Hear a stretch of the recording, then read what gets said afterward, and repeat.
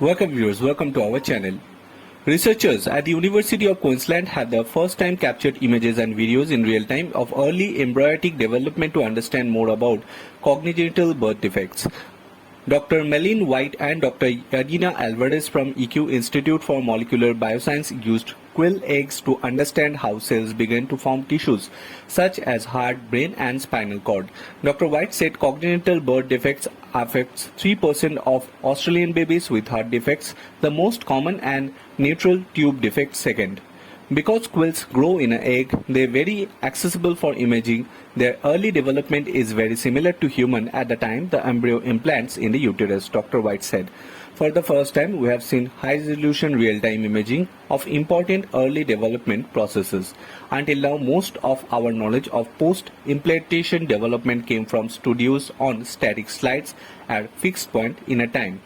The IMB researchers have generated quills with fluorescent protein to reveal the structure called the actin cytoskeleton, which gives cells shape and facilitates movements. When the cells migrate during early development, they stick our proteinosis called lymphophilia and philophilia-like arms that reach out and grab onto surfaces, allowing the cells to crawl or reach other cells to bring them closer together, Dr. White said. We are able to image the fluidophilia heart stem cells deep inside the embryo as the first made contact by sticking out protrusions and gripping to their surroundings and each other form the early heart. It is the first time anyone has captured the cells acting cytoskeleton facilitating the contact in the live imaging.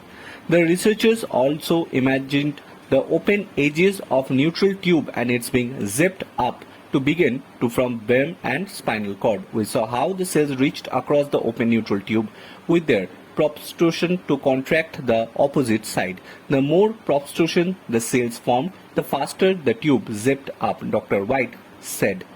In this process goes away or disrupted, the tube does not close properly during the 4th week of the human development, the embryo will have brain and spinal cord defects.